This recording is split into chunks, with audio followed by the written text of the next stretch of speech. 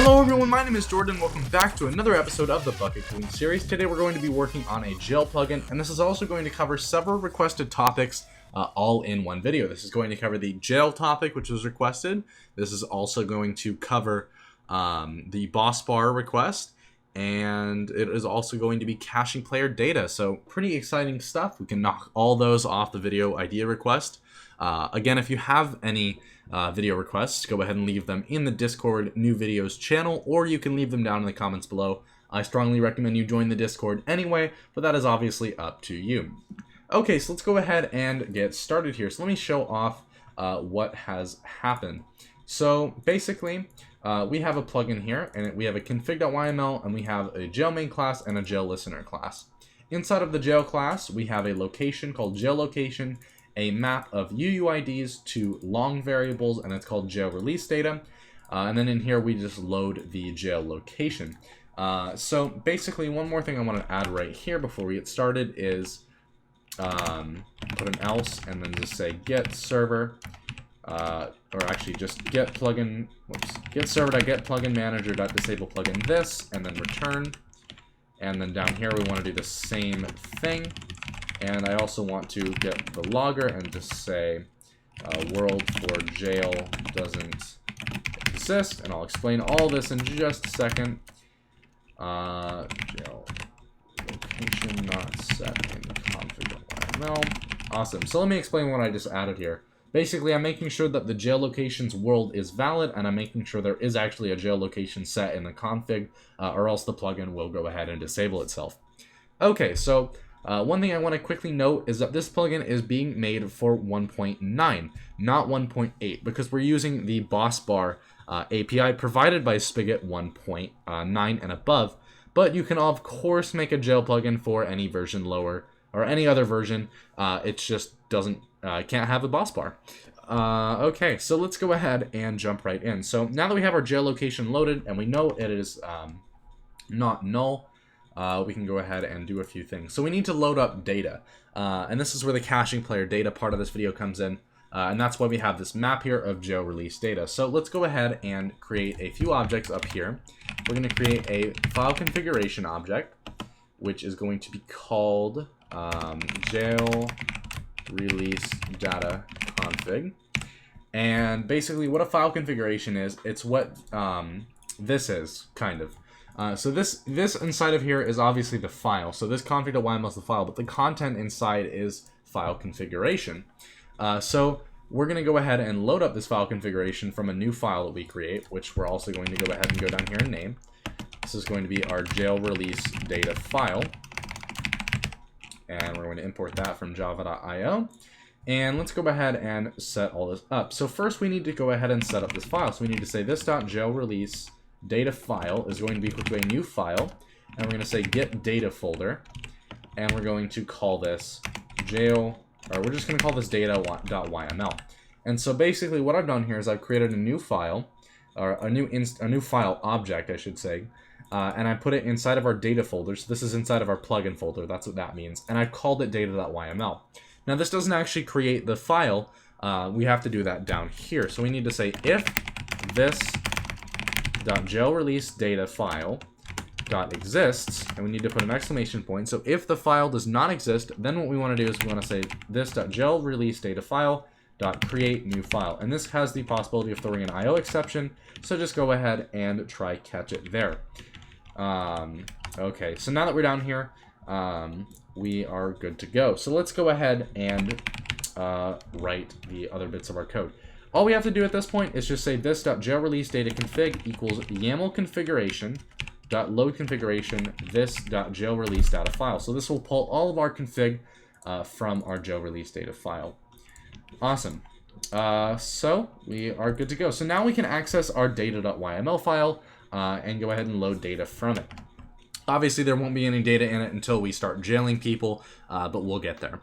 So let's go ahead and load this data into our jail release data map. So all we have is a UUID and a long. We're not storing any other data than this. Of course, you could store other data such as when they were jailed or maybe the reason, but for now we're just going to store the time that they get out of jail in a long variable, and I'll explain that in just a second as well.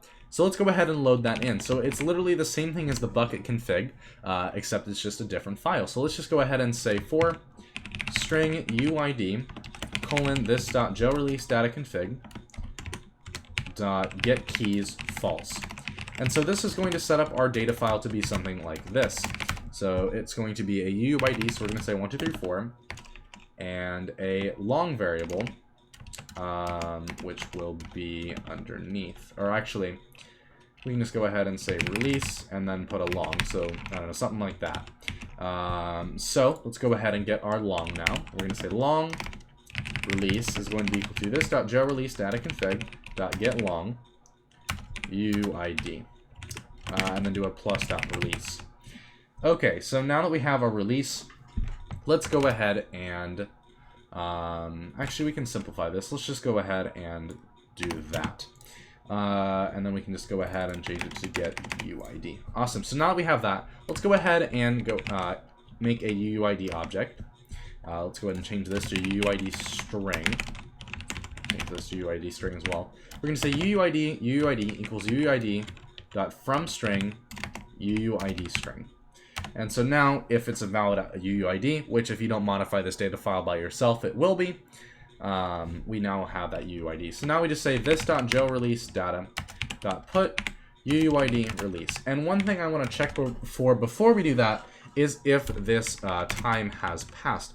So what is this long variable and why are we using this instead of, say, a string of the date that they're released? Well, in computing in Unix systems, there's this thing called Unix Time. So let me just go ahead and see if I can find it.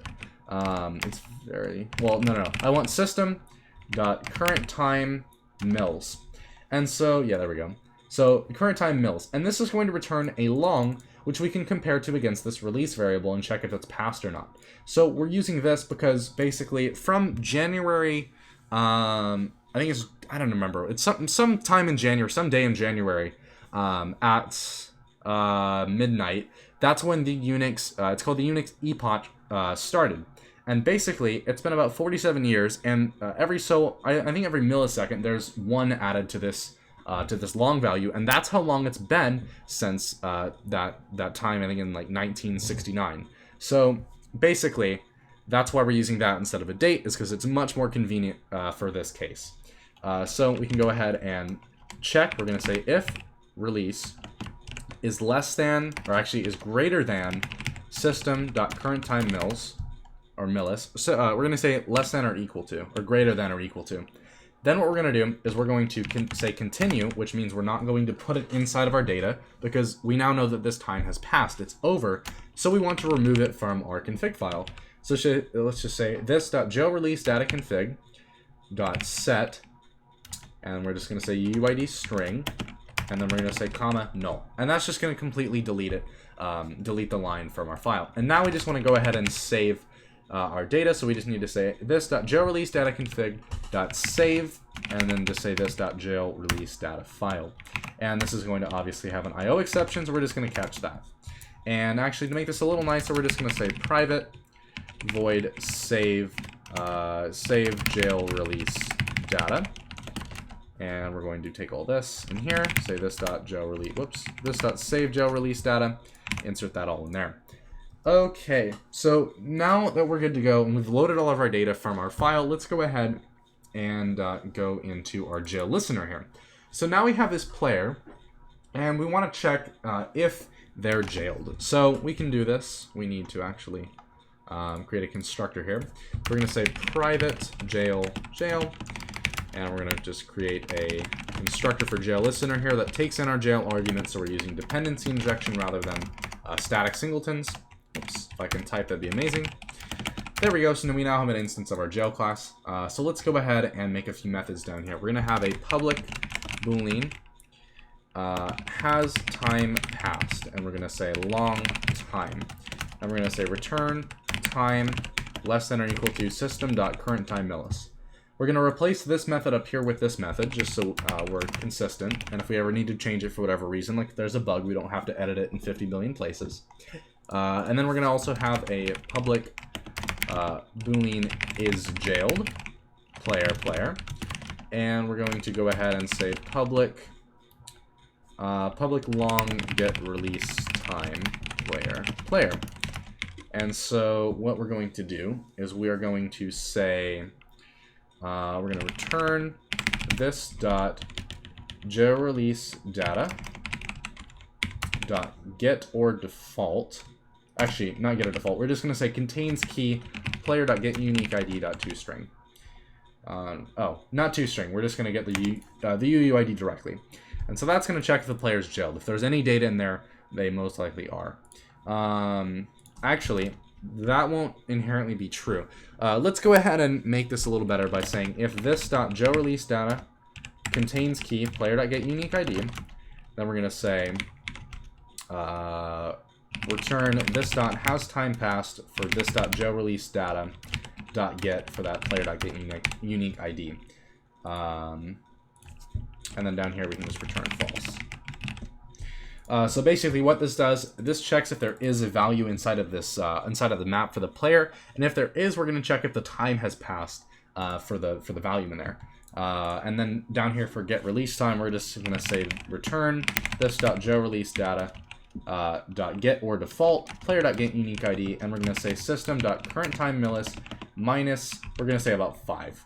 And the 5 doesn't matter. You could even set it to like 1 or whatever you want, but I'm doing it as 5 because I just want to make sure that they're not jailed on accident. So this get release time, if there is no value, it's just going to return the current time in milliseconds minus 5, basically telling the system that, yeah, they're released, just in case there's ever a situation where that needs to be computed.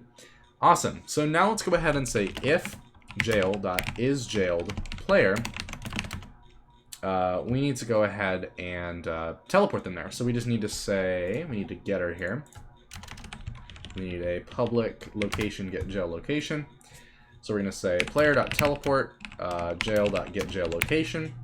We now need to check if, or not check, but we need to hide every other player from this player. So basically a vanish or kind of reverse vanish system. So we're just going to say for players colon bucket.get online players. We need to say player.hide player players. So when they are jailed, we're just going to do that. So now that that's good to go, we've now hidden them, we teleported them, we need to turn off a few things for them. So let's go ahead and say event handler. We need to say public void on block break. So block break event. We're going to get the player just like this, and we're going to check if they're jailed. Is jailed player. If so, we're going to say event.setCanceled true, and send them a message saying, oops, translate, you're currently in jail. And now we can go ahead and go on to our next event, which is going to be block place, and so on and so forth. So obviously you would want to cover a lot of different methods, such as damaging other players, you know, all sorts of stuff. So, you know, I'm not going to cover that because that's a little extensive for this, but basically a list of things you would want to cancel. You'd want to cancel anything that lets them interact with the outside world, basically like real jail. Okay, so now that we're good to go with this jail thing, or this jail listener here, there's one more thing we need to do, and this is going to integrate our BossBar, and this is going to integrate getting people out of jail, because of course there is a time when they're going to be released. So let's go ahead and say new bucket runnable, and then insert our run method here, and we're going to say .run task timer, this 0 and then 20 times 4. So every 4 seconds, actually we'll make it 5. Every 5 seconds this is going to run. And so basically we're going to check for UUID colon UUID. Actually, we need to loop through all the values. So we need to go ahead and say for entry, and we're going to say UUID comma long entry colon, and then we need to say this dot, or not this, we can't say this. We need to say del release data dot entry set. And we're going to import that. And basically what this lets us do is this lets us go through every single UUID and long value inside of this file. So now we're going to say player equals bucket.getPlayer entry.getKey. So that gets us our player. And we're going to check if has time passed entry.getValue. Now we need to go ahead and teleport them somewhere. So let's go ahead and create a jail release. So jail release, whoops, release location, world. X is going to be 0. Actually, it's going to be 50. Y is going to be, again, 125, and Z is going to be 50. We're going to import this in the same way we did this other location here. So let's just copy paste all that. Jail release location.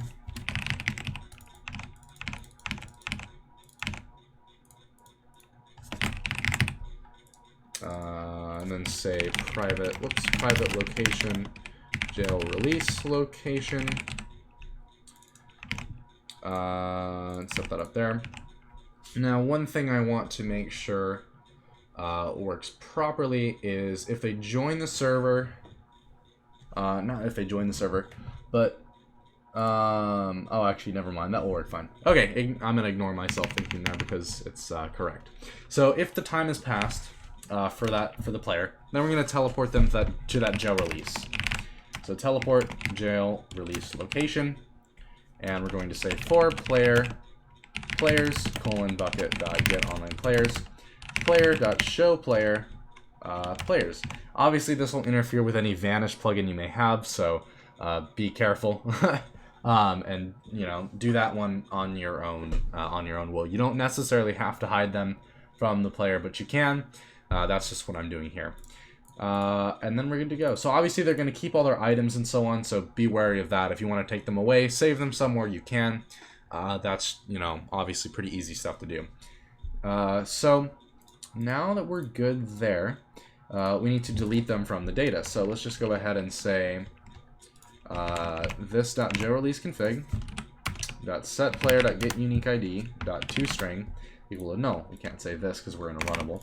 We're just going to say jailrelease.dataconfig.set, and then we'll set it to null. And then right here, we're just going to go ahead and say this.save jailrelease data to save all the data properly. And then we could also do it again, right? Whoops. Save right there. Now, if the time has not passed, this is where we're going to want to do BossBars. So let's go ahead and say BossBar equals bucket.createBossBar. We're going to have a title and a color of red. And then what's the final value here? Style. We're going to have, whoops, style, bar style dot solid. And then I don't think we want any flags. Let me see. What are the possible flags? Dark and... yeah, we don't want any of those. Okay, so now let's go ahead and display a certain time here. So we want to go ahead and get the difference between our values. So we're going to say long current is going to be equal to system.currentTime millis. And then we're going to go ahead and say long difference equals entry.getValue minus current. Actually, we want to say current minus the value. Wait, would that be? Yeah, the lower one. Okay, so this is the difference in milliseconds. So to convert milliseconds to seconds, we're just going to Google this real quick. Seconds to milliseconds. So we're just going to multiply this value by 1,000. So int seconds until release equals difference times 1,000. Pretty sure this will work, but we'll see. Cast it in. Cool. So now we have seconds until release. You could change this into minutes or whatever you want. I'm just going to have this as the straight second value. You can format this however you want by doing some basic math. If you want to multiply this into second, or if you want to change this into minutes, you just multiply this value by 60. You want to change that into hours, you multiply that value by 60. Multiply that into date, and so on and so forth. So now we have this here. So we want to say chat color dot translate. We are translating here. You will be out of jail in seconds. Okay. And so now we just want to say player dot set BossBar. Actually, that's not a thing. We want to say BossBar dot show. That's not a thing. BossBar dot add player. And now what we actually want to do is we want to save our BossBars so we can turn off the old ones, or else it's going to get really strange. So let's go ahead and say private map player BossBar. BossBar map is going to be equal to a new hash map And now we're just going to go ahead and say if BossBar map dot contains value, or contains key player. Then we're going to say BossBar map dot get player dot remove player. This is going to be a per player BossBar.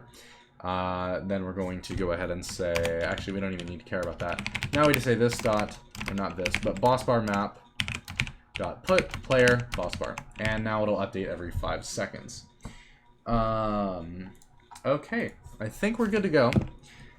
So let's go ahead. Oh, there's one more thing. We need to actually add people to jail. So let's go ahead and make a jail command here. And this is going to extend command executor, I think. Whoops, it's implements command executor. And now we just want to check if the sender is instance of a player. Actually, we don't even need that. We just want to check if the sender dot has permission. Jail.send, maybe, I don't know. Do what you want there. Then we're going to go ahead and handle this command. So we're going to say if args.length is equal to 0, return false, and just say sender.send message jail player time in seconds. Again, you can take in this input however you want. I'm taking it in seconds because that makes life pretty easy. Okay, so let's just go ahead and now load this up. So we want to get the first argument, which is going to be the player. So string target name is going to be equal to args index of 0. We're going to say if, we're going to say player target is going to be equal to bucket.getPlayer. Target name, we're going to say if target does not equal null, and we're going to process, go further. Otherwise, we're going to say sender.send message that player is not offline. And I know I'm not color coding this. We'll ignore that because it doesn't matter a whole lot.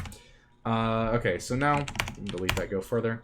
We're going to check if args.length is less than or equal to 2. So there's going to be the player and the time in seconds. We're going to say string time in seconds string is going to be equal to args index of 1. And we're now going to say, how can we do this? Let me go ahead and get some regex going because regex is amazing. Just kidding. Regex is something we can use the string.replace method with. So we're just going to say string.replace all, whatever. And that'll make this hopefully just the, actually, you know what? It'll already be a number. So, my bad. We're going to say try catch number, number format exception, EX. I don't know why I thought it had to be in regex, but that's okay. We're going to say sender.send message, that's not an integer. Okay, so right here we're now going to say int seconds, or time in seconds is going to be equal to integer.parse int time in seconds string. So now we have the time in seconds we want to jail them for. So let's go ahead and say long release is going to be equal to system.currentTime times time in seconds times 1,000. Whoops. And it's not going to be times, it's going to be plus. Oh my gosh, that would become a large number. We want to say plus. And now we just want to go ahead and say, we need to make a constructor here. So private jail, public jail command jail, just so we do some more dependency injection and avoid statics. Okay, we need to actually make a jail method. So public void add to jail. Whoops, player long release. Just want to say this dot jail release data dot put player dot get unique ID release, and we want to go into jail listener. Copy this stuff here, and so we put that inside of here just to make sure they're actually teleported and hidden and all that stuff. We can now go ahead, and say jail dot jail, or add to jail, target and release, and then just say sender dot send message jailed. So let's go ahead and go back into here, and let's add them to the config file. So we're just going to say this.joe_release data config.set player.getUniqueID.toString, and then just say release. And then we want to say this.safe. Awesome. Finally done there. So let's go ahead and build and test this plugin, and I'll see you guys on the testing server. Okay, ladies and gentlemen, so I fixed a few issues with our code, and so I'm going to go ahead and go over them while my server boots up here. So I went ahead and changed the hasTimePass method from this symbol here to the other one, just because it was evaluating incorrectly and giving us true when the player shouldn't have actually been released. The next thing is I went inside of our runnable and removed the player from the jail release data as soon as they're actually released, just so that it wouldn't keep teleporting them to that release location. And then the next thing, where was it? Right here. I made sure that the data folder actually existed, and if it didn't, I created the directory by using this mkdir method, which just stands for make directory. Awesome, so now it looks like our server's booted. Let's go ahead and join up. I need to open up the correct Minecraft client. 1 second here. Let's go ahead and do that. Like that. Awesome. And so let's just go ahead and get our command ready here. So we're just going to say jail Jordan Oster. We're going to say 30 seconds here. So we'll see the BossBar update at least 3 times, I think, if we're lucky. Awesome. Okay, so let's just go ahead and... Oh no, this is a bug that happens for me sometimes. There we go. So now let's go ahead and execute on this jail command. If I can actually log in. There we go, much better. Am I actually... Let me see if I'm jailed. Oh, okay, so apparently I am already jailed, it looks like. Okay, so now we can go ahead, let's take a look at our data file here and see if I am. No, okay, so I'm not jailed, so let's just go ahead and jail myself for 30 seconds. So you see I've been teleported, and it says I'm out of jail in some horribly long number there. I think it's because I multiplied instead of divided. Yes, so let's just go ahead and divide the difference by 1,000. My mistake there. Go ahead and update your plugin, like so. If we actually reload, it should keep going. There we go. So now you can see it says 7 seconds. It should say 2 in just a second here. There we go. And now I'm out of jail, so I'll get teleported. There we go. So now I'm out of jail. I'm going to make it remove the BossBar really quickly. So inside of here, we're going to say if BossBar map.contains key player, BossBar map.get player remove player. And inside of our onDisable, I'm also going to go ahead and do the same thing. We're going to say for entry player BossBar entry colon BossBar map.entry set, and this is just basically going to make sure that BossBars don't remain when people log on, because that'd be a little strange. So we're going to say BossBar entry.get value.remove player, BossBar entry.get key, and then yeah, that should be it. Awesome. So as you can see, we got a working plugin for the most part. Obviously, those BossBars are still there. If we relog, this should be gone. Yeah, so if we relog, they're gone. If we go ahead and jail myself for another 30 seconds, wait about 3 seconds here. There you go. You can now see 28 seconds and so on.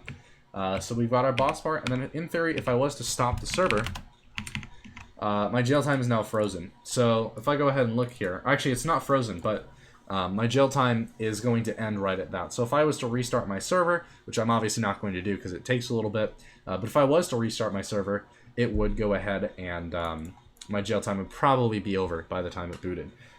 So yeah, it saves all that data, and then it would reset it when it reboots. Awesome. So I hope you guys enjoyed this video. If you did, make sure to leave a like and comment other feedback and suggestions you have down in the comments below. If you have any video suggestions, please go ahead and comment down below. Obviously, as I said in the very beginning of this video, this is a combination of 3 of them, or this was a combination rather. Make sure to join our Discord if you want help with your code, or you just want to ask questions to other smart people on the channel. Go ahead and do that. Other than that, I hope you all have a great day. Take care.